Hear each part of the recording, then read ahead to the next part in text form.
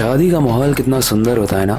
हर तरफ ढोल नगाड़े, हर तरफ सजावट और सब लोग भी सज के आते हैं। और शादी के माहौल के उसी मंडप के पास बैठे होते हैं एक दूल्हा और एक सुंदर सी दुल्हन। लेकिन आपका रिएक्शन क्या होगा जब आप दुल्हन को देखते हो तो वो कोई सुंदर औरत नहीं बल्कि एक चुड़ैल निकलती है। और थोड़ी सी नीचे जब आप देखते हो कि उसके पैर भी उल्टे हैं और वो उल्टे पैरों से बैठी हुई है। लेकिन सबसे इंटरेस्टिंग और डरावनी बात, वो शादी करने नहीं बल्कि इस शादी के माहौल में जितने भी लोग आए हैं उन सबको खाने के लिए आई है। ये मजाक नहीं है बल्कि भारत में एक ऐसा गांव है जहां पर सच में ऐसा कुछ होता है। और भारत के उत्तराखंड के इस गांव का नाम है बेमनी गांव। इस श्रापित गांव की कहानी जब मैंने पढ़ी तो मुझे काफी डर भी लगा।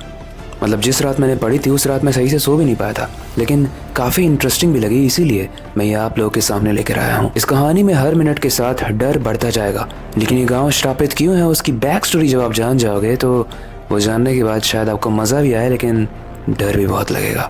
लेकिन वो जानने से पहले, हेलो गाइस, मेरा नाम है अविनाश कुमार और आप देख रहे हो हॉरर स्टोरीज।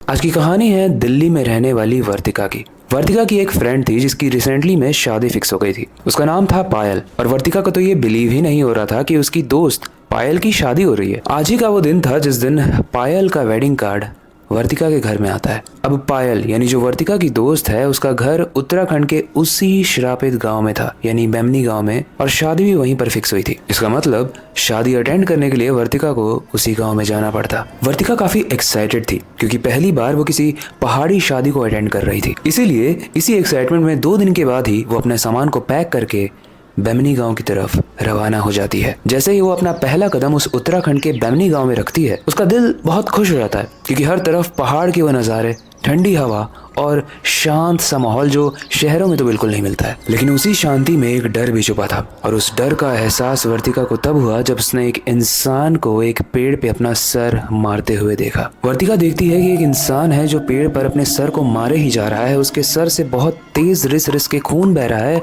वो चिल्ला रहा है लेकिन आसपास के जितने भी लोग हैं गांव वाले, उनके लिए मानो सब ये नॉर्मल है। वर्तिका उस इंसान को देखकर काफी डर जाती है और इससे पहले कि वो उस इंसान के पास जाकर वो उसकी मदद कर पाती, 2 लोग आते हैं और उस इंसान को खींचकर वहां से ले जाते हैं। और जब वर्तिका की आंखों के सामने उस इंसान को खींचकर ले जाया जा रहा था तभी उसे पीछे से एक आवाज आती है। वर्तिका बहुत डर जाती है और जब वो पीछे मुड़कर देखती है तो वो देखती है कि उसकी दोस्त पायल आई हुई है उसको ले जाने के लिए। पायल की हाथों की सुंदर मेहंदी देखकर वर्तिका उस पागल इंसान जो उसने अभी अभी देखा था उसे वो भूल जाती है। वो खुशी से झूम उठती है कि मेरी बेस्ट फ्रेंड की शादी है और दोनों गले मिलते हैं। लेकिन पायल के घर के अंदर जाने से पहले वर्तिका देखती है कि कुछ पंडित हैं जो नमक से एक गोल सर्कल बनाकर मंत्र का उच्चारण कर रहे हैं। वर्तिका ये देखने के बाद जब पायल से पूछती है कि पायल ये क्या हो रहा है, तो पायल ये बताती है कि शादी के माहौल में बुरी आत्माओं से बचने के लिए पंडित ये सब कर रहे हैं। ये सुनकर वर्तिका के मन में बहुत सारे क्वेश्चंस आए कि ये तो बड़ा अजीब है, ऐसा शादियों में नहीं होता है। लेकिन इससे पहले कि वो और ज्यादा प्रश्न पूछ पाती, घर की औरतें आ जाती हैं उसको सजाने के लिए, उसको तैयार कराने के लिए। वर्तिका पायल के घर आ चुकी थी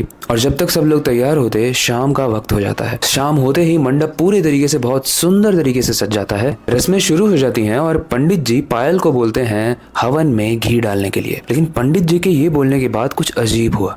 पायल अपना सर लेफ्ट और राइट घुमाने लगी। उसके बाद उसने घी के डब्बे को उठाकर पूरा डब्बा ही हवन में डाल दिया। उस हवन की आग बहुत तेज हुई और पंडित जी का हाथ भी जल गया। वर्तिका ये सब देख रही थी और वो देख रही थी कि जब पायल ने इस चीज को किया उसके बाद पायल के हाथ एकदम से काले होने लगे, सूखने लगे और वो जोर जोर से जमीन पे हाथ को मारकर चिल्लाने लगी। उसके बाद उस मंडप के आसपास बहुत तेज हवा चलने लगी और जैसे ही उस हवा से पायल का घूंघट उठता है, घूंघट के नीचे का चेहरा दिखता है और वो चेहरा पायल का नहीं था। उसकी आंखें लाल थी, बाल एकदम बिखरे हुए थे और उसके दांत किसी जानवरों जैसे तेज थे और उसके मुंह से बहुत ही अजीब डरावनी आवाजें निकल रही थी। ये सब देख के वर्तिका के मानो होश ही उड़ गए।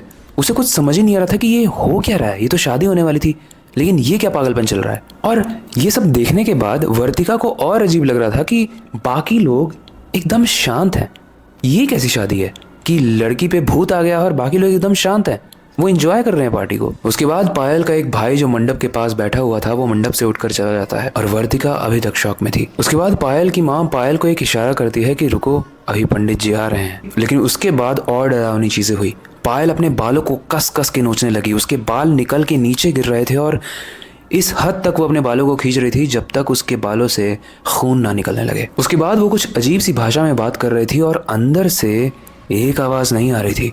ऐसा लग रहा था कि 10-15 लोग एक इंसान के अंदर से चिल्ला रहे हैं। उसके बाद वर्तिका को ये सारी ही चीज़ें देख के बहुत बुरा लगने लगा पायल के लिए। वो बीमार लग रही थी वर्तिका को, और वर्तिका ने जैसे ही पायल के पास जाने का सोचा, पायल के घर वालों ने वर्तिका को कस के पकड़ लिया। वो इसलिए पकड़ा ताकि वर्तिका वहां ना जा सके, लेकिन वर्तिका ने किसी तरीके से अपने आप को छुड़ाया बाकी लोगों से और किसी तरीके से वो पायल के पास पहुंच गई, चिल्लाते हुए कि वो मेरी बेस्ट फ्रेंड है, उसको ये सब मत करो, उसके साथ ये सब नहीं होना चाहिए। वो पायल के पास जाकर उसको टच करती है और पायल अब शांत होने लगती है। उसके बाद वर्तिका पायल की माँ को देखते हुए कहती है कि देखिए वो शांत होने लगी। तभी पायल वर्तिका का गला पकड़ लेती है और उसे दम घोट के मारने की कोशिश करती है। तभी पीछे से पंडित जी एक मंत्र पढ़ते हैं और पायल बेहोश हो जाती है। लेकिन सिर्फ पायल ही बेहोश नहीं होती, वर्तिका भी बेहोश हो जाती है। जब वर्तिका की आंख खुलती है तो पायल वहां पर नहीं थी, लेकिन पायल की माँ अगर बोलती है, वर्तिका बेटा तुम उठ गए, पायल की शादी हो गई, वो अपने ससुराल चली गई। वर्तिका काफी कंफ्यूज थी। वो बोलती है कि लेकिन आंटी कल जो चीजें हुई उसके बाद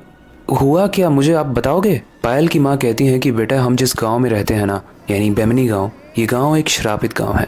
इस गांव में अक्सर भूत प्रेत इंसान के शरीर में घुस जाते हैं, और इसी चीज को प्रोटेक्ट करने के लिए बाहर एक नमक का सर्कल बनाया जाता है। लेकिन शादी के उस दिन उस नमक का जो सर्कल था उसे किसी ने तोड़ दिया था, जिसकी वजह से एक डेविल, एक ईविल आत्मा, एक बुरी आत्मा पायल के अंदर घुस गई थी। ये सुनने के बाद वर्तिका बहुत गिल्ट में थी, उसे बहुत बुरा लग रहा था। लेकिन जानते हो गाइस उसे बुरा क्यों लग रहा था? क्योंकि आपको याद है वर्तिका जब इस नमक वाले सर्कल को देख रही थी, उसने पायल से क्वेश्चन भी पूछा था कि इस सर्कल को क्यों बनाया जा रहा है।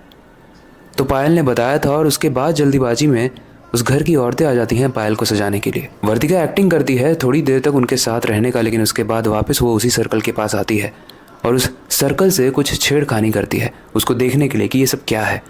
और इसी चक्कर में वो सर्कल उससे टूट जाता है, जिसकी वजह से उस शादी वाले दिन डरावनी आत्माएं पायल के अंदर आती हैं। खैर ये सब उसने पायल की मम्मी को तो नहीं बताया, लेकिन पायल को इस कहानी को सुनने के बाद उसने कॉल ज़रूर किया। उसने पूछा पायल से कि क्या तुम ठीक हो, क्योंकि मैंने देखा कि तुम्हारे साथ बहुत अजीब अजीब चीज़ें हो रही थी, तुम अपने बालों को नोच रही थी, तुम्हारे बालों से खून निकल रहा था यार, तुम पागल हो गई थी क्या?